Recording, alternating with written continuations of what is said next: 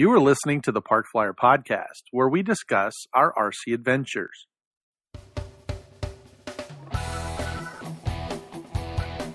Welcome to the Park Flyer Podcast, where we discuss the ups and downs of the new RC Flyer.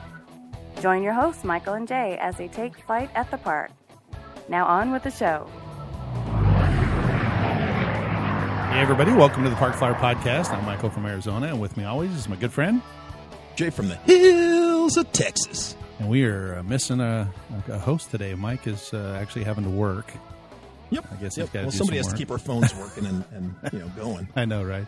He's got to keep the world turning with that AT&T stuff so that we have internet to do this. So that's good right. for him.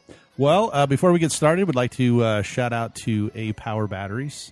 They are giving us a discount once again. It is Park Flyer Podcast, so it's FPC 10, and that gives you a discount on your A Power batteries. They are a great addition to your fleet, and on top of that, we're getting a discount from them. So anyway, shout out to those guys. Go to rcbatteriesUSA.com. The way you said that, and check them out. It just sounds kind of weird the way you said that. What? Well, because you didn't say it phonetically. It just seems weird when you say things and you don't say it phonetically. Oh, well, how would you say it? Papa Bravo. That makes sense. Well, with us today is Eric Haddad. He is joining us from El Paso, Texas. He has been on our show before. He owns 3D Aeroventures. And Eric, welcome once again to the show. Awesome. Thanks for having me back. Absolutely. We love it. We have seen you have been a very, very busy beaver since we've had you on. It was about 4 months ago or so at the top of the year, I think. I think it was right before your electric festival in Arizona in February. It was. That's right. That's correct. Yeah. And you've been busy. We talked about the Infinity Wing, which you have relabeled X100. Yep. I will tell you that I am really digging the gray and yellow paint scheme. That thing cool, right? looked really awesome. Yeah, that's just straight off the printer. That's not painted or anything. So just print the different parts in different colors. Now that is pretty cool. Yeah. So it's been cool to see. I have a whole user group set up now on Facebook, and so it's been cool to see people's individual builds, how they choose to do the color schemes and stuff. So. Yeah, well, I hadn't checked that out, but I will have to. Yeah. So, so your website's up and running. It's 3daeroventures.com. Mm-hmm.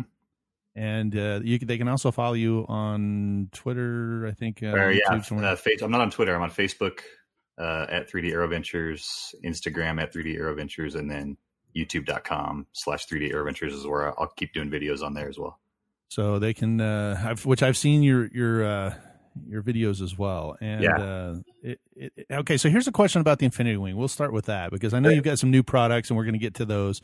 But the Infinity Wing was what we were talking about last time. Mm-hmm. Basically, when you flew it last time, you flew it kind of in the park or in the area where you kind of landed on grass. But I noticed in one of your videos you actually landed at the field. How does that 3D printer stuff stand up when you're landing on asphalt?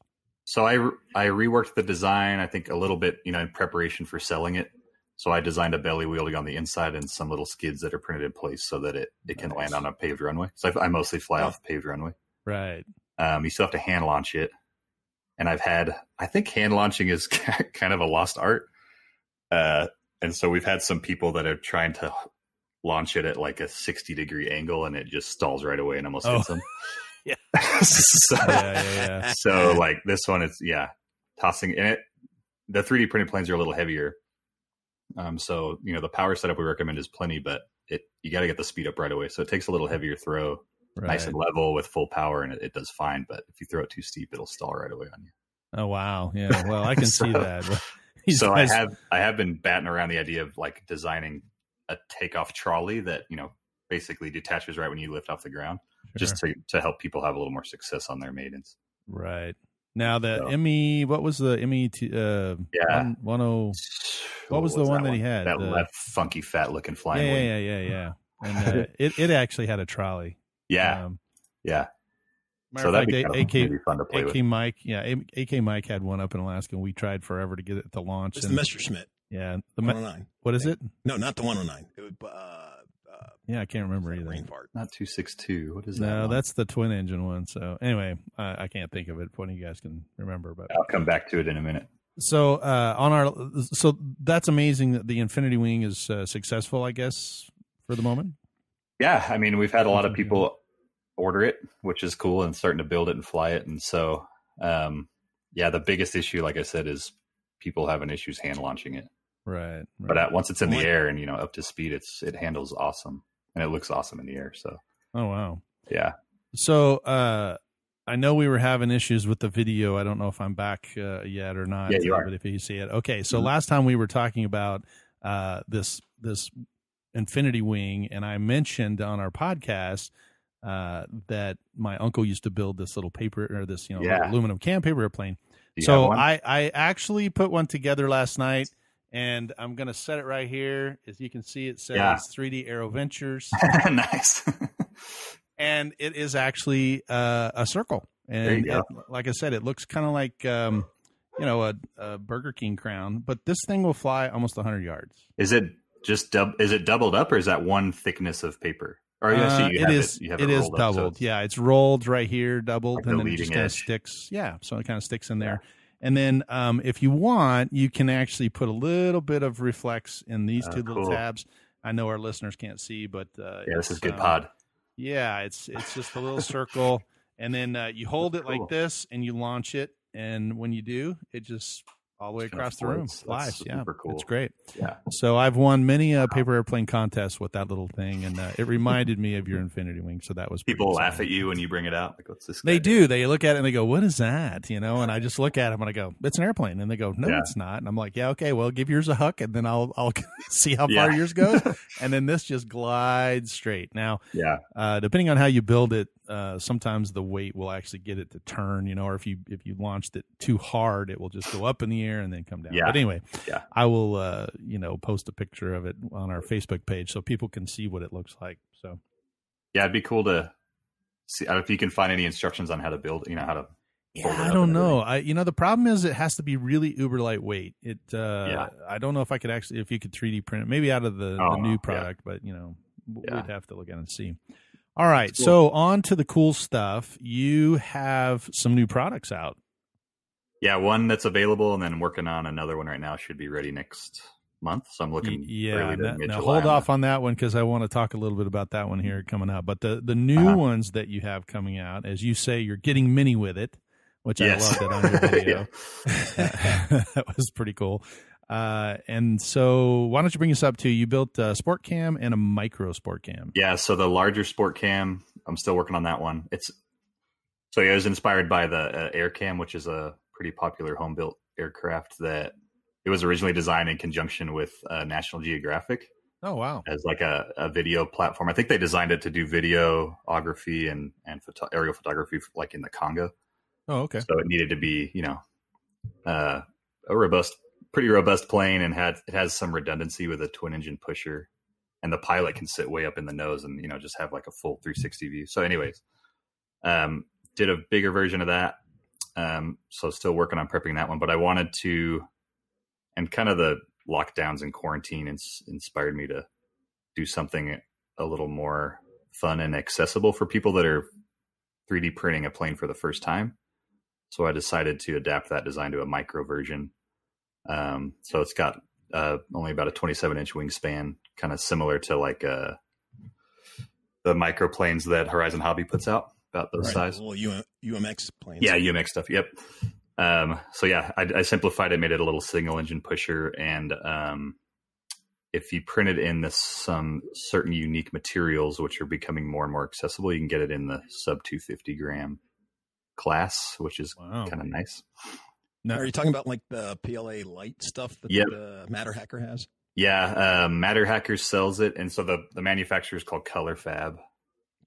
Yeah, it's a really interesting material. It's PLA based, but it has a foaming technology. So you print it at a higher temperature than standard PLA, and once you get to those elevated temperatures, it starts to foam.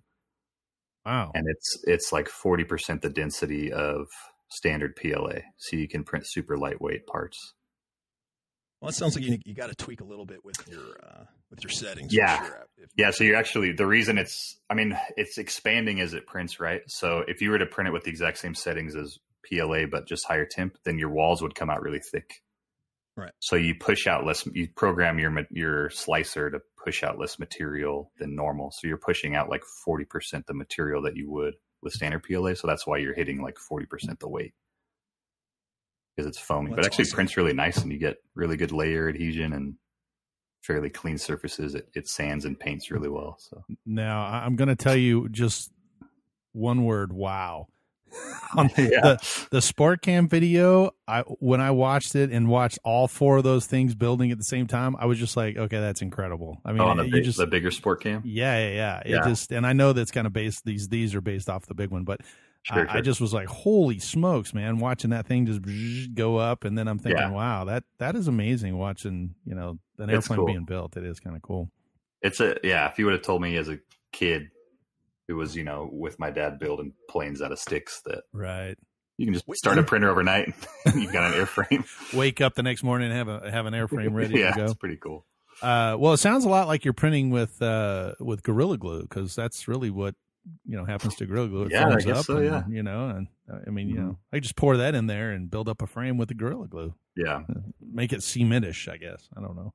Yeah, it's an exciting material. It's a little more flexible than some of the more rigid plastics, but right, there's definitely some opportunity to then maybe look at doing some fiberglass coating and to stiffen it up, and you'd still probably be lighter than your standard PLA or ABS. No kidding. Well, that's interesting. Yeah. An interesting thought to fiberglass yeah, plastic plane. Yeah, you would probably have to sand it a lot, to get it to. I mean, I don't know. I guess if it wasn't, it doesn't really matter, because the fiberglass, when it touches, if there's place for the epoxy to go. Yeah. But I would think that the epoxy would add so much weight to it. I've seen people have success using like a water-based polyurethane instead of epoxy. Yeah. So it's thinner and a little bit lighter. Right. But, well, that makes sense, because that's what I use on foam a lot. When I do the foam, you put it on there. Yeah. So you made this in. I thought the other interesting thing was that you made it in both a tail dragger and a nose wheel. And I watched it. That's pretty amazing, pretty intuitive to be able to do both, or to think about it as both. And you're just changing where the landing gear is. Yeah. So when you put it on, it is permanent. I mean, they get glued on, but you have to decide before you actually build it which way you want to go. Oh, gotcha. But so I guess I didn't want to add a bunch of weight with screws or to be able to pop them off. Right. But I kind of wanted it to be something that not necessarily a novice pilot, but someone who is still kind of working on takeoffs and landings could go to a tricycle version. And I actually really enjoy flying that version instead. But which is pretty funny. I really think that's pretty funny, because I back at my old club up in Alaska, I had these two old timers, and that was what they would argue about. Yeah. They would have a plane, it would crash or something, and they were talking about repairing it. And the guy's like, "Well, this will be really sweet once you turn it to a tail dragger." And the guy's like, "What are you, insane? You tricycle gear. That's the way to go. Then you can land here and you can do this. Well, that's why you need to have a tail dragger. Yeah. Then you can land in such as." And they would just go back and forth for hours. Or they'd come up to somebody, they'd be having trouble taking off. Well, you know what your problem is? Tail dragger. Right. If you just move the gear back, do this, and turn it to it, or move it forward, you'd have a perfect tail dragger, and you'd be able to take off, and you'd be able to, or, you just need a smaller prop, and then you wouldn't be clipping the grass. Yeah, exactly. Oh my gosh, it was insane. Yeah, so, it's definitely a big debate. And this one I wanted to do it to have a tricycle version, because the motor's mounted so up high, and you get a little bit of kind of forward pitching moment if you go quick on the throttle. But once the speed's up, it tracks nice and straight. Once you get some airflow over the horizontal stab. But with the tail dragger, if you're not used to holding some back pressure and then kind of slowly letting off to let your tail rise, if you just jump the throttle, it'll nose over. Right. So it doesn't really do that with the tricycle gear. It's just a little bit more flexible for people that aren't experts yet with a tail dragger. So I have to ask, and not to put you on the spot, and you don't have to, Sure. You can lie if you want, but during the video you were talking about trying to figure out the weight and balance on the thing and the CG moment, right? Because it would pitch up or pitch down, and you gave the formula M equals, what is it, C times F, the Yeah. moment times what. The moment Anyway, equals force times distance. Force times distance, right? Yeah. And I was wondering if that was something that was right off the top of your head, or you actually had to go look that up, because I started laughing that, I have a degree in aviation, so I was kind of like, oh, I see what he's doing, but it just was funny. It was a nice lesson. Formula, yeah. I mean, that I just know from school, but I did have to do quite a bit of research to see which way to actually go with the motor thrusts, because a lot of people were saying, no, you need to push it so that the thrust line's going through the CG. Right. Which would be opposite of what I ended up having to do. So I actually did experiment with that. Yeah. I did 3 different versions with the motor basically tilted up. So the thrust line's going through the CG of the wing instead. Right. And it progressively got worse. And so the last version, I could barely get it off the ground, and it just snapped. That's funny.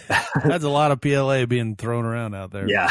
So once I started going the other way, forcing a little airflow down and getting the horizontal tail in the prop wash, it dramatically improved things. Yeah, I'm wondering how that would have changed with height on that as well, because I know that's like if you look at a Bixler or some of the other pushers, they've got a really tall, thrust line up top, and they don't have to bend it as much. Yours looks like it's bent pretty far to create, airflow. But I think if you would have come up a little bit, and you probably couldn't because of the size of it, but I'm wondering what difference that would have made if you would have not had to put it, if it's standing taller, you might be able to push the thrust line through the CG. But it's so close. I mean, it's a small plane, right? It is. And so the motor is so close to the center of gravity as well. It's not that far behind it, right? So you have to do a pretty aggressive angle to get it going through this. Get the thrust line going through the CG. So you're just wasting a ton of thrust by having it angled so much. It's just forcing the plane downwards almost. Right. So it's an interesting experiment. Now you could have moved it further back towards the CG too, though, right? I mean, if you moved it if you moved the propeller a little closer to the CG, it probably wouldn't have had as great of a pitching motion, right? Because you were probably, for that small of an airplane, you were ½ inch to 3/4 of an inch away. Above or no, or towards behind? it, you were behind it. It's more about how far above the CG. It. That's the lever arm basically. So if I were to lower it down so that it's kind of in line horizontally with but I couldn't do that because then the propeller would strike the fuselage. Right. Yeah, you mentioned that in your video. So, yeah. But if you look at the full scale, a lot of full scale designs that are similar, and I couldn't look at physical, or I didn't find any physical plans, but I found a few 3 views and just side views but a lot of them have that thrust angle like that. Right. Yeah. Along with the wing incidence having a couple degrees of up incidence as well, which this one does. So. Right. Well, I thought it was interesting too that you figured out to put the horizontal stab upside down as a wing, because that actually creates a high pressure on the top side as opposed to the bottom. Creates a little downforce. Yeah. Which is what they do with race cars, right? That's how they do. Yeah. If you looked at a race car, Formula One car, it actually has a downforce wing on the back, not just a regular flying wing. So, very interesting. I think, a lot of people, there's a misconception that that's a wing back there. I mean, it is. Right. It is. But if you have it generating positive lift, you're going to have a hard time landing. Correct. Yeah. So it actually it negates the front part of it. So it's downforce. That downforce wing is a good idea. That's a good way to describe it. But actually, it flies pretty well, and I can get it slowing down pretty nicely if I program some flaperons into the ailerons. Yeah, so I was going to ask you about that too. How do you like it with the flaperons? Does it affect your turning at all, or now because you have both the ailerons and rudder and elevator, right? So it's 4. Yeah. So I've programmed some mixing into it with the rudder, so I don't really have to worry about coordinating turns on my own. So that helps. But I actually kind of like just flying it around with half flaps down all the time. It just, I don't know, makes it fly a little gentler and a little slower. But I put a ton of throw in the ailerons to do, in the control throws to do some fun aerobatics and stuff. Yeah, sure. Well, it looked like it rolled pretty well. I mean, it at least did some pretty good stuff. Yeah. Have you ever thought about increasing the camber on the wing? Making it a little bit fatter, and maybe it'll fly a little slower without the a little camber. Yeah, I think this is just the first of kind of the micro-sized planes, and so I've been really happy with the way it came out. So I'll be doing some other designs, and I thought about just doing it as, kind of an old school kind of single layer wing that's heavily cambered.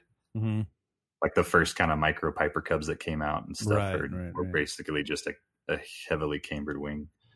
So I might experiment with that a little bit. I have a little bit of concerns with strength of it being 3D printed. Yeah. But so you did mention in your video there that you had, the way you built this wing was you were able to go a little bit different way than in the bigger ones because of the size. So it looked like you created like, ribs, normal ribs, because it looks like a normal, fabric covered type airplane. Sure. And then you actually put I don't know what you call them, the longer pieces that go left and right. So what looks like ribs on the wing is just simulated. It's just to simulate like a fabric covered wing. Oh, I gotcha. How it's kind of wavy on the top. Right. So there actually aren't any, what would you call that? Ribs. Perpendicular ribs in there. Right. It's just there's just 3 longitudinal or long length ribs going through it. Gotcha. Okay. But the normal way for the larger 3D printed planes is kind of a zigzagging, crisscrossing rib structure that if you imagine it building on a 3D printer, they're kind of building up at a 45 degrees and crisscrossing each other so that they can self-support. Mm-hmm. So if I build a wing sitting straight up, having your typical kind of traditional rib throughout, it wouldn't be able to build because there'd be nothing in there to support it as it's printing. So you shift everything to at least 45 degree angles. Gotcha. Okay. Yeah, you know what? That's something I wouldn't even really be thinking about it because I think on that, that longitudinal line, not building it up this way and having to, cause it to hold itself. Layer at a time. So it's more about, it's a balance between designing for the 3D printing process and then also getting the same strength you would from like a traditional rib. Wow. Okay. Well, that totally blew my mind just right there. I'm out. Yeah. I'm out. I'm not that smart.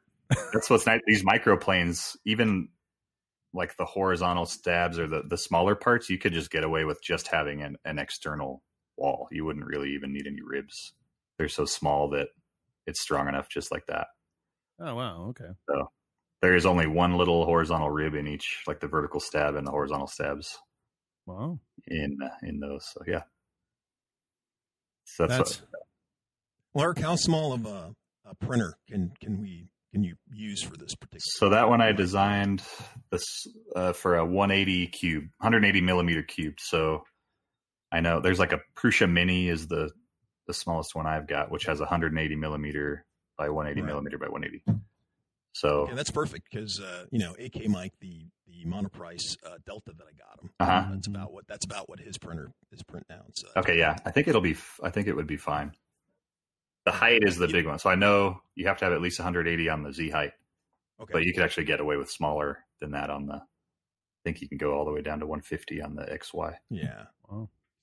So that's another like the biggest goal with this is just to kind of make it more accessible for people and because it can be daunting to buy something with 50 parts to print out and right a little larger absolutely. And you put all that time into it, you don't know. So these smaller planes, just you feel a little bit less timid to experiment with and try different materials and different finishing options and stuff like that. Right. And then on the market, I mean, there's just a bunch, I'd say about 5 within the past, couple of months that have come out that are right in that range. Yeah. That's perfect. And, for a beginner and stuff. Because, for sure. Like I said, for me, my G-Tech, the biggest thing I've been messing with more and more and more, I think I have it all dialed in, and then I'll discover something new. Yeah. In the sense of, like, for example, the biggest thing I was working on the past month was making holes. Okay.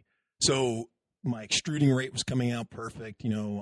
My outer dimensions for for a cube, a calibration cube was spot on.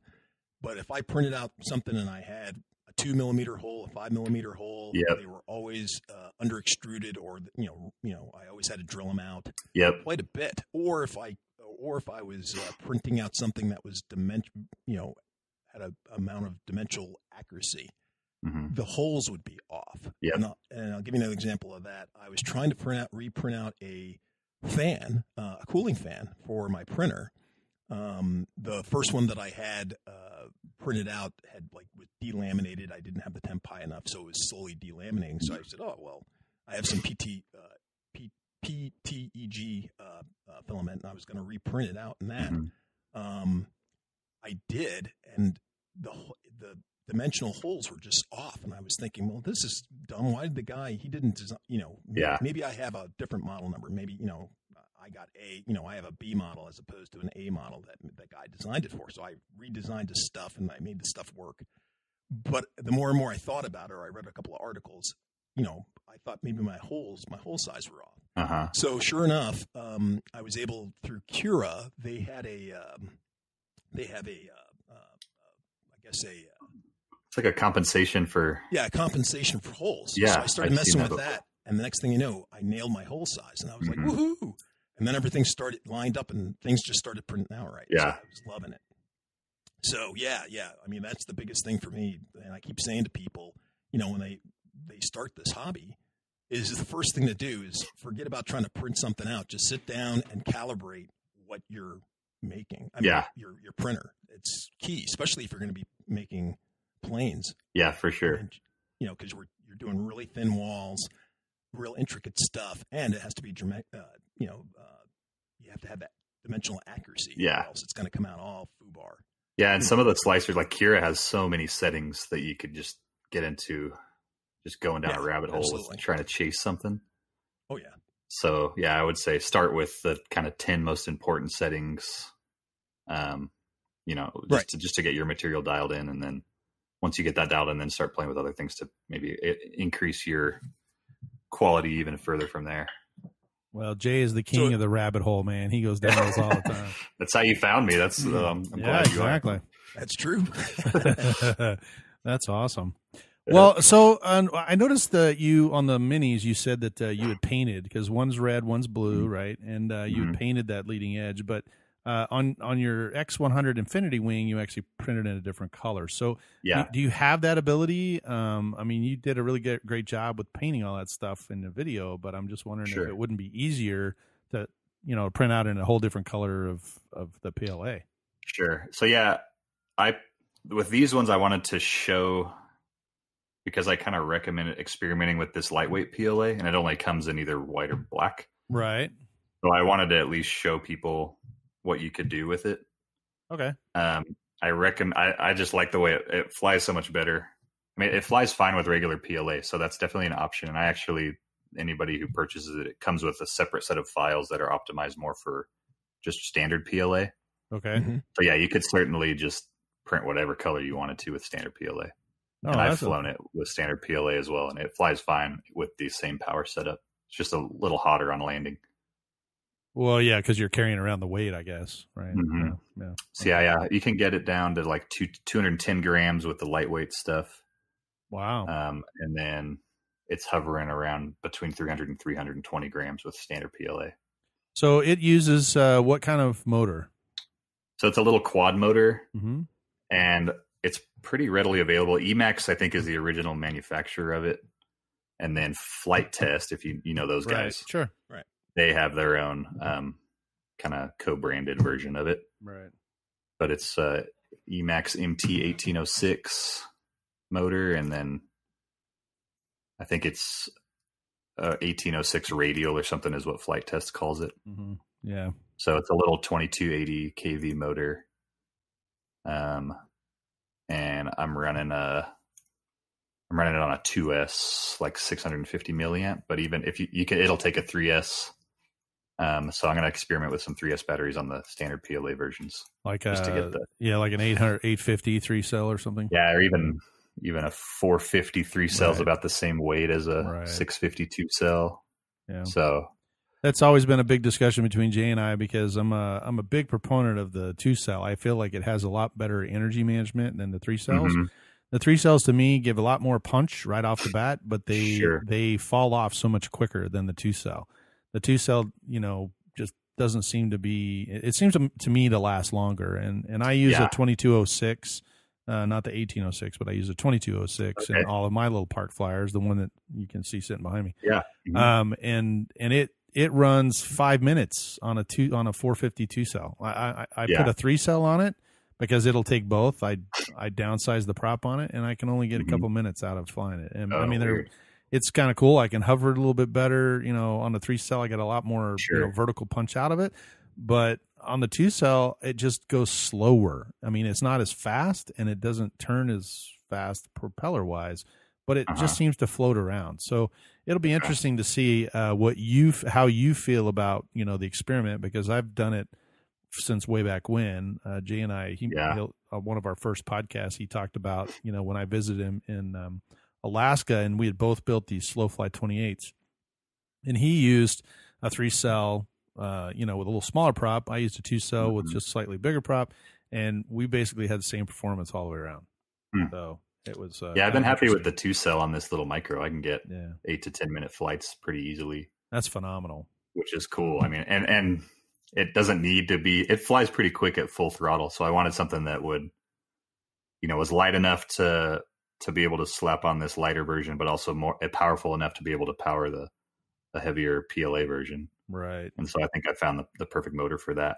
I hate to hamstring people into having to just get one manufacturer motor, but it was one that I found that was the most kind of globally available that would fit on here. Well, that was smart. So yeah. All right. So the micro line is available currently, right? You can download the plans right now, and and there's you can download a build guide for free, and actually every plane I put up you'll see a link where you could download sample parts if you've never done it before. You can download some sample parts for free and play with it to see if you can get the quality right. I recommend people do that. Yeah. First.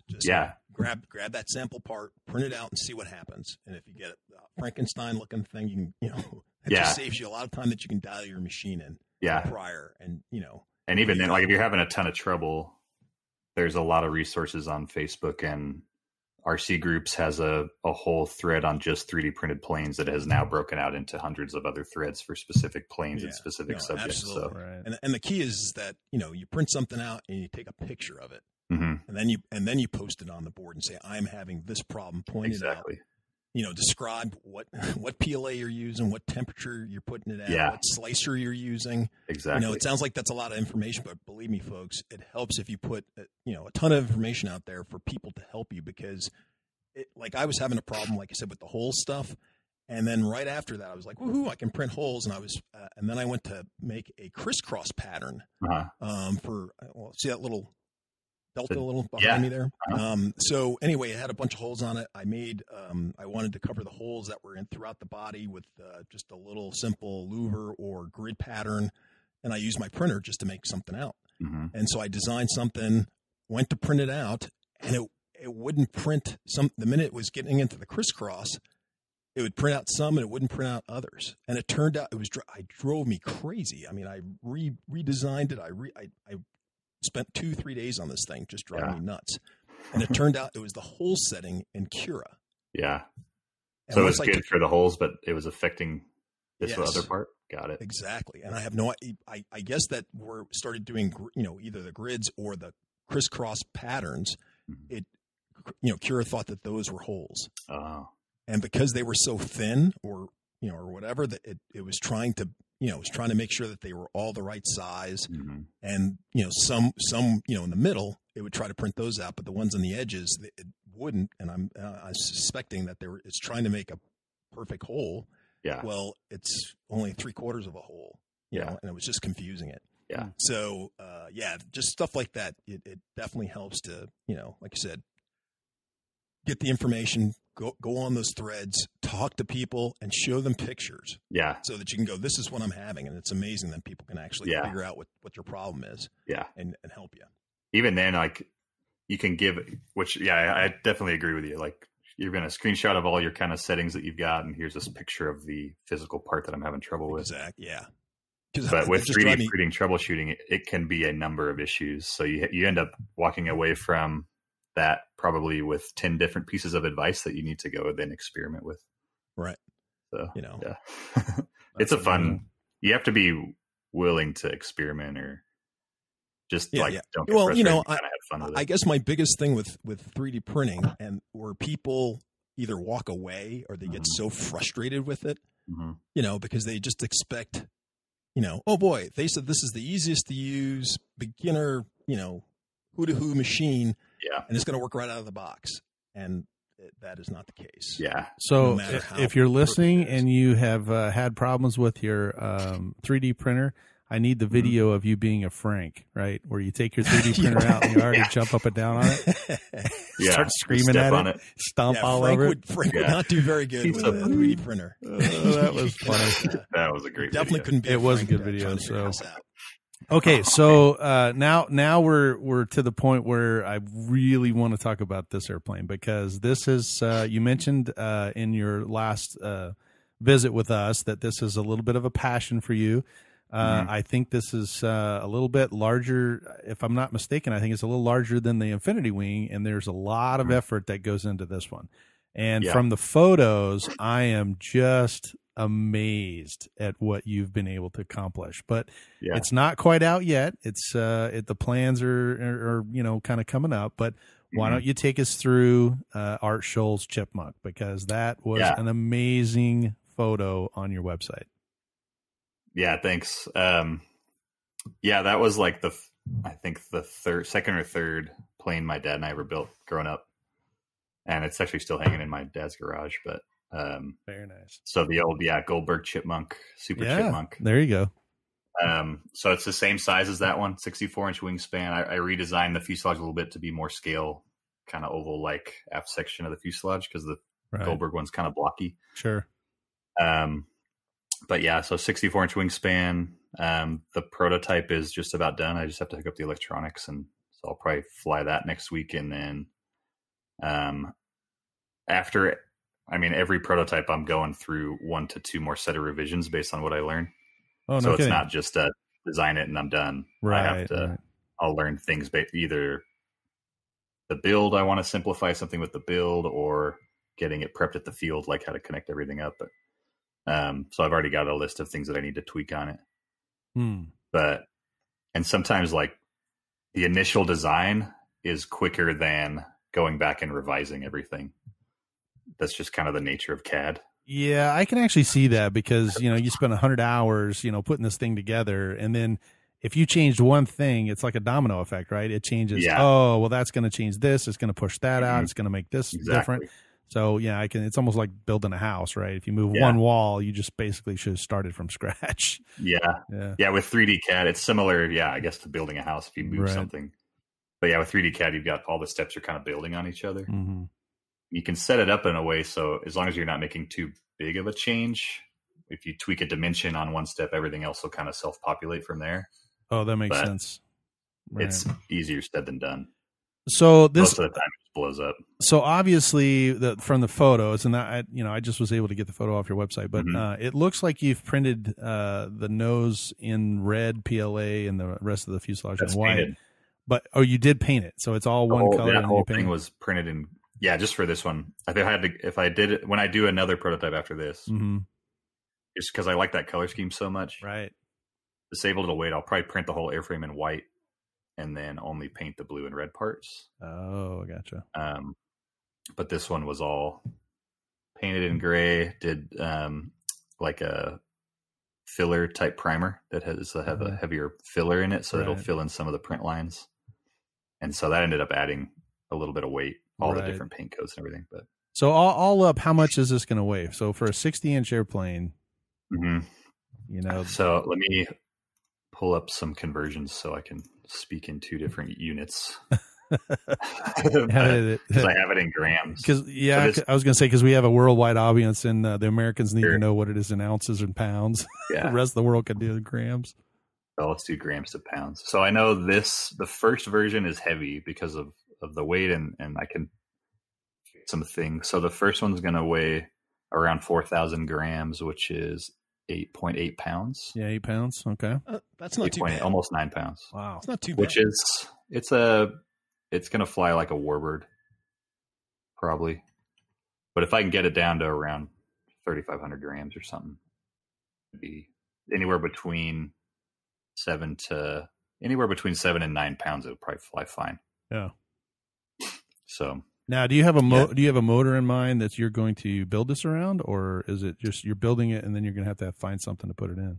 No, I've already got the motor in it in a 6-cell, like a 5,000 milliamp battery. Yeah, I think you were basing off an E-Flight or something, right? This one, have you heard of Leopard motors? I haven't. They're pretty good. A little bit lower price point motor. Okay. Really, really powerful. Actually, that's what I have in the larger Sport Cam twin engine, is a couple Leopard motors. But the one I'm putting in the Chipmunk it's called 5065 380 kV motor. Let me see. I'm pulling up some specs on it.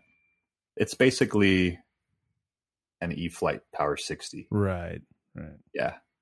So similar kind of power plant to what you would expect from a Goldberg Chipmunk, like a 90 size or 90 4-stroke. Gotcha.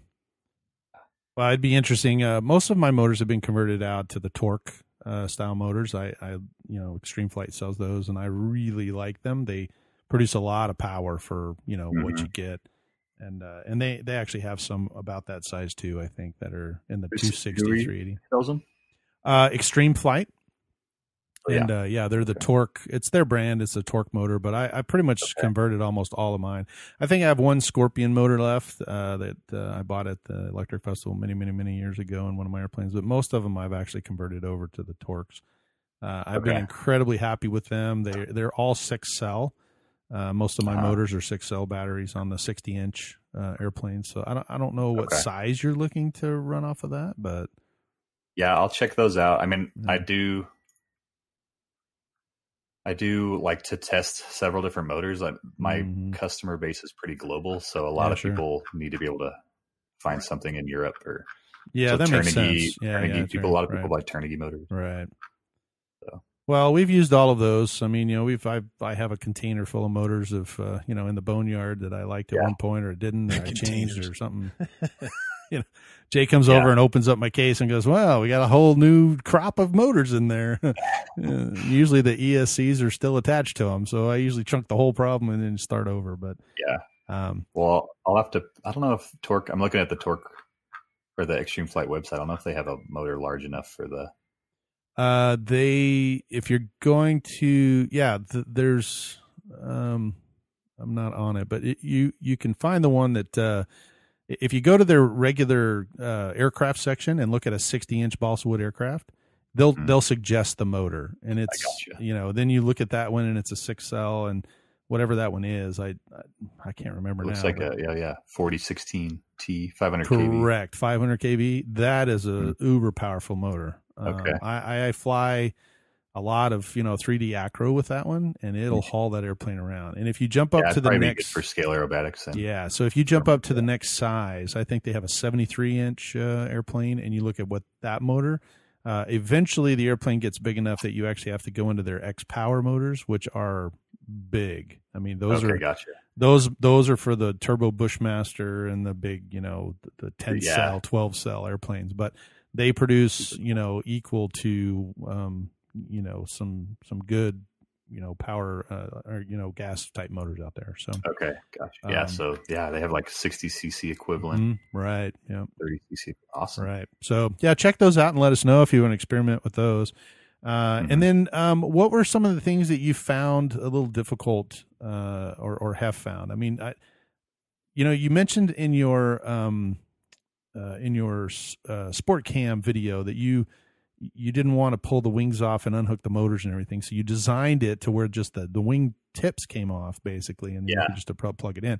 So I'm wondering if there was something like that in the Chipmunk, from a design aspect, where you said, "Man, I really, it's a big airplane, and I don't want to, do I do one full wing, or do I have 2 wings, or how did that work?" So I have I did redesign it. The Goldberg one is a full wing. Mm-hmm.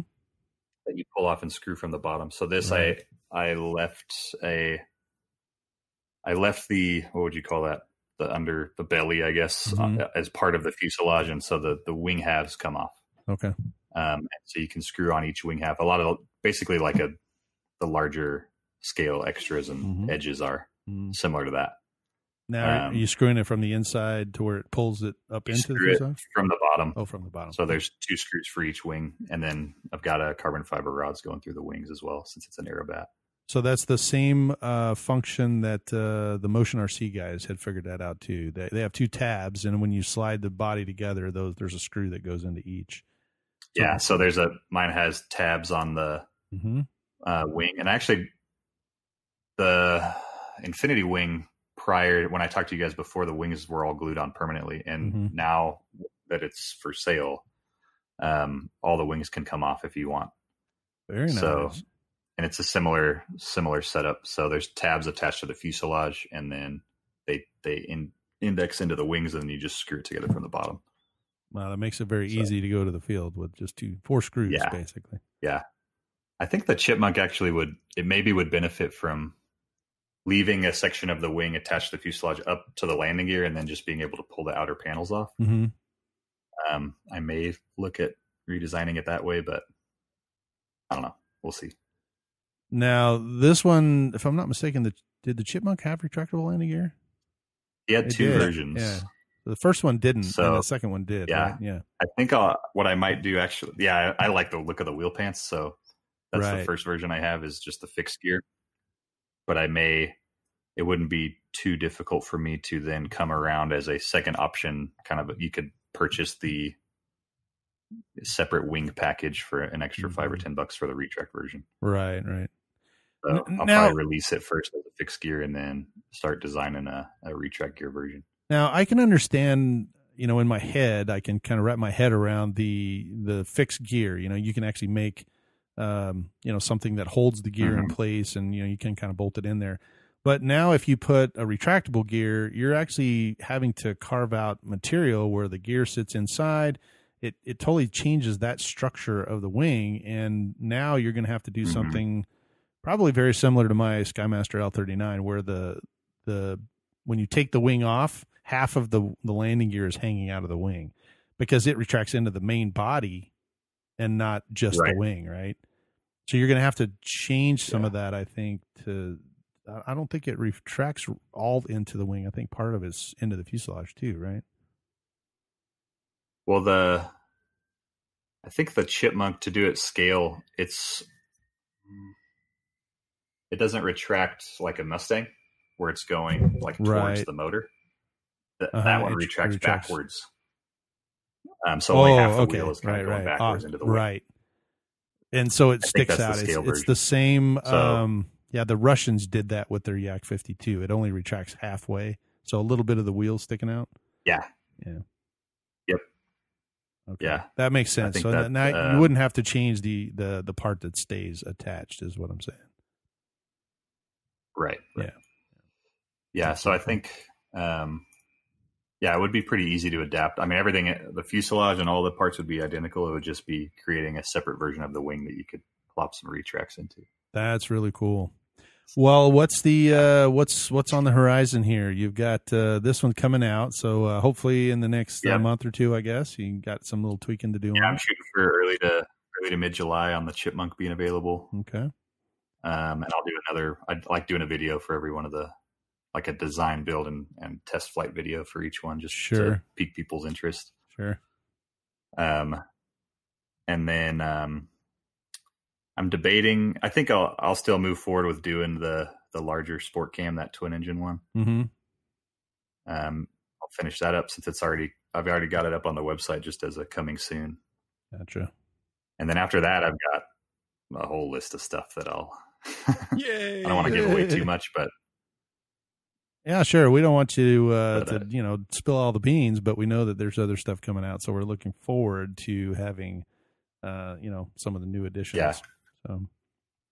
Yeah, the cool thing with 3D, designing 3D printed ones is just you could do some really unique airframes that have never been modeled before. Right.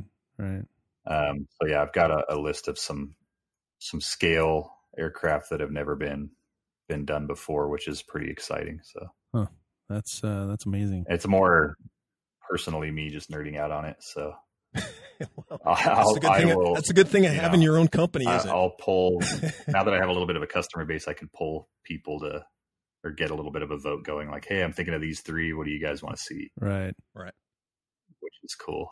So if you ask us what we want to see, Jay and I have told this to a couple of different guys. We want to see a B-52. Oh, wow. Okay.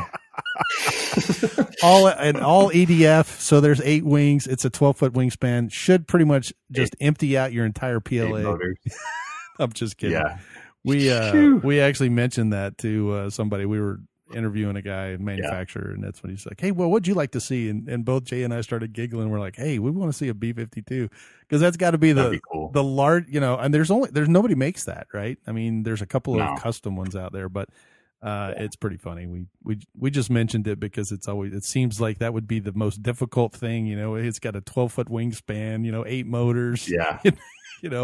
Hard to transport. It hits all those things that a manufacturer's like, yeah, no, I don't want to even get close to that. Yeah. But it's kind of a big joke for us. I have seen, do you guys keep up with like the flight test videos, those guys? Yeah, we occasionally peruse their stuff, but they just came out with something new, right? Like a giant, I think one of their customers built a giant one and gave it to them. Right. Yeah. I think the last one I saw. That would be a fun one to play with. Yeah. Well, there were 2 guys that had 2 custom ones that used to go fly them around together, and one of them got, I think, on the landing he kind of tip stalled it and it kind of ripped the wing off. But oh no, they are very amazing airplanes to watch fly. They're just really large, cumbersome, and they're just fun to see. Yeah. So, but that wingspan is so huge. Oh, it is massive. It's massive. Jay, what do you want to see? What's your in you fact, could have any plane. I think I sent you some stuff from our last time we talked, but I'd like to see a Bugatti. I like the swept forward design. It was an old World War II fighter that never went into production. So just had the counter-rotating motors in the back. It just looked kind of futuristic for the time that when they designed it. It was supposed to be a racing plane. You broke up when you said the plane model. Which one? It's the Bugatti. Golly, let me think of. Let me look that up real quick. Yeah. Was it a German airplane?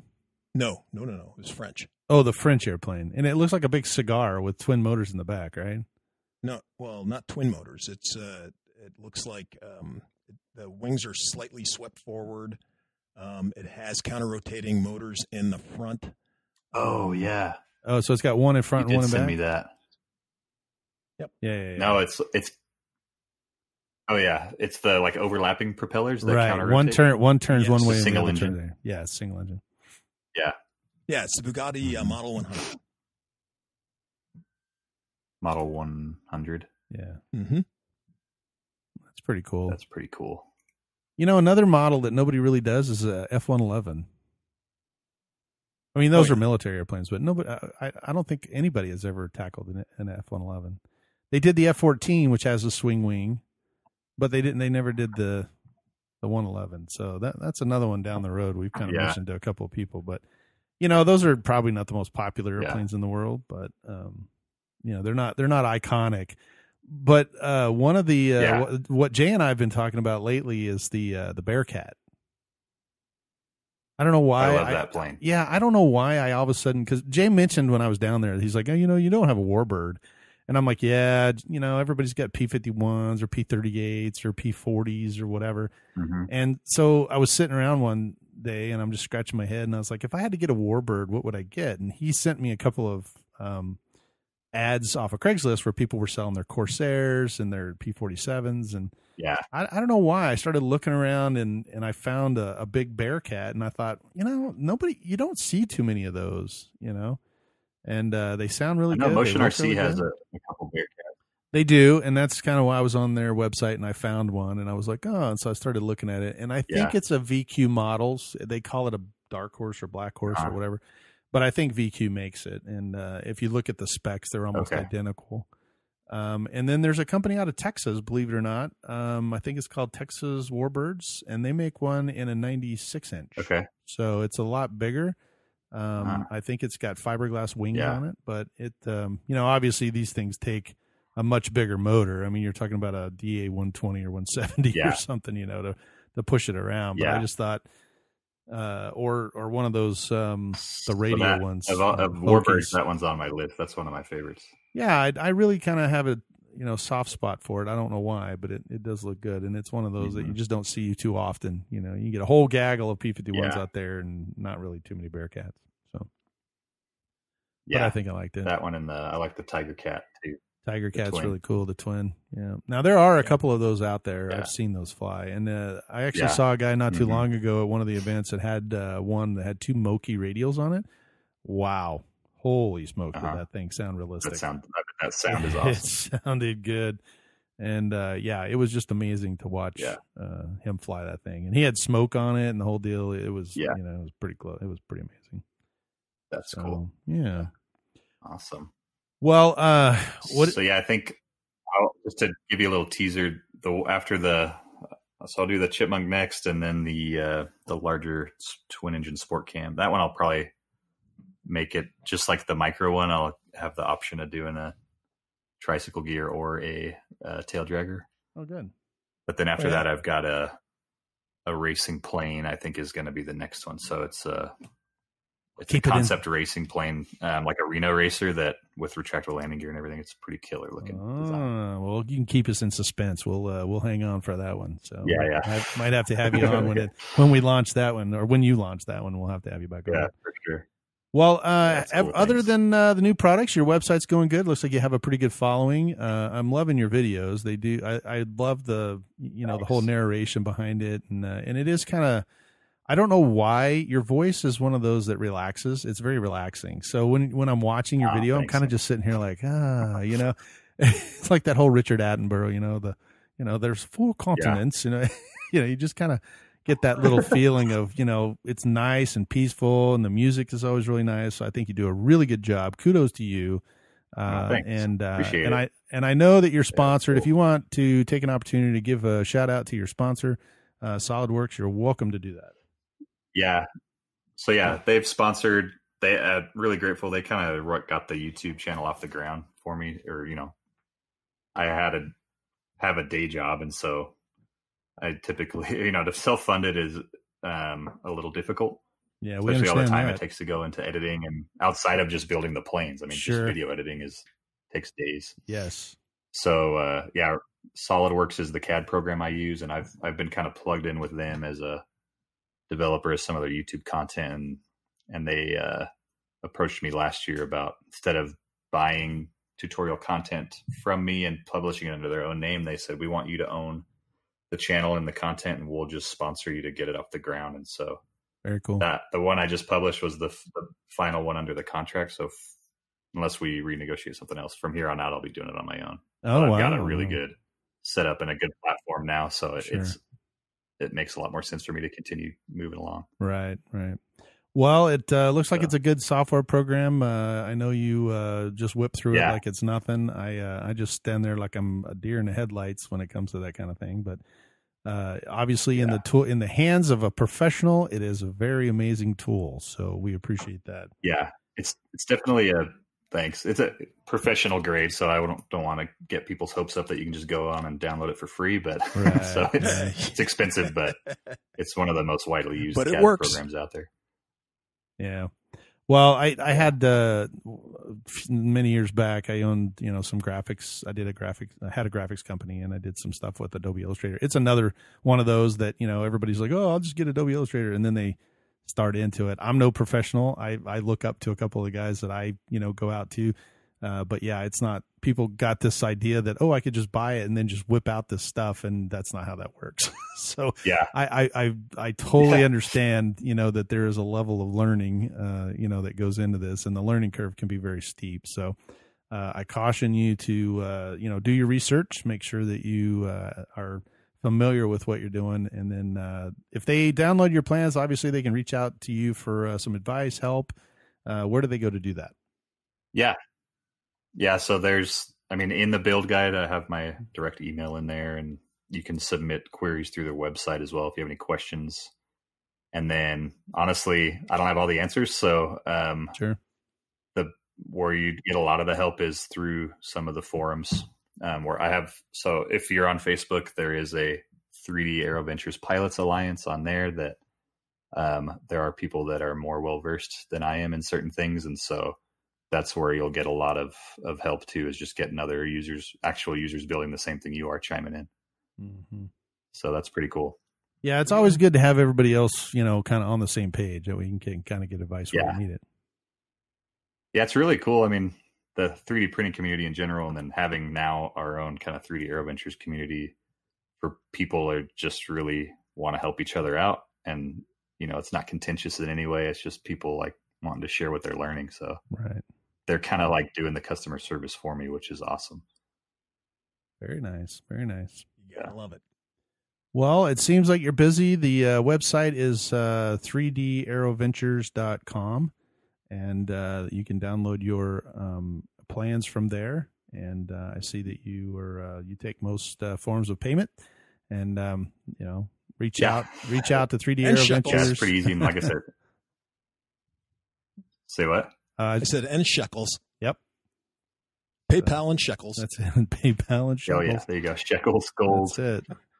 Shekels, gold, silver. Your mother's bracelet. Whatever works. So 3D Aeroventures. Yeah, that's shoot me a 6-pack and there you go. There you go. I don't know if I do that. You're going to have a whole beer truck pull up in front of your house and jump off. Big transport truck full of beer. Yeah. Okay, everybody gets a free plane. That's funny. Yeah. Well, we appreciate SolidWorks for setting you up. It's always a pleasure to talk to you, Eric. And once again, 3daeroventures.com. You can go in there and see the new airplanes. The new Chipmunk's going to be amazing. I'm excited to see it come out. Excited to watch your videos. Jay and I are going to have to plan a trip to come out and see it. You're kind of halfway between the two of us. So it's right in the middle. We'll have to put something. I mean, I wouldn't mind going to Arizona either. That's where I went to college in Phoenix, so it'd be nice to get back there and see some friends. Well, that would be cool. Well, if you ever come out, just reach out to us. Yeah. We'll take you over to the field and go fly and bring something, or you can fly one of mine. Either way, I've got a plethora of airplanes that I usually let people go out and. Except right now, I'm kind of split. What's that? Well, Jay can drive here and pick me up, and then we'll do another 6 hours to Phoenix. There you go. That's probably true too. I've spent 13 hours in a car with that man. You may have second choices and just fly. Yeah. So, Jay, when you go for the festival, do you fly or drive? Usually I fly.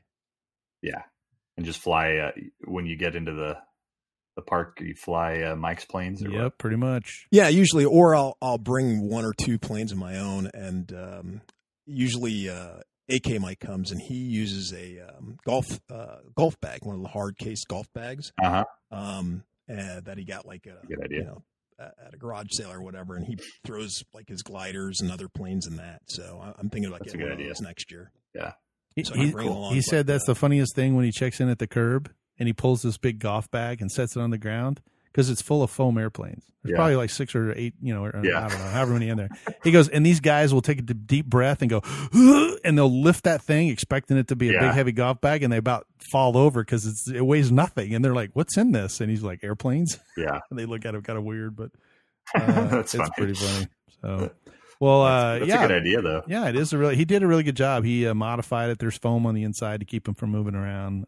When he was here at the house, he got a new airplane, or it had one, and we kind of modified it to fit into his case. Okay.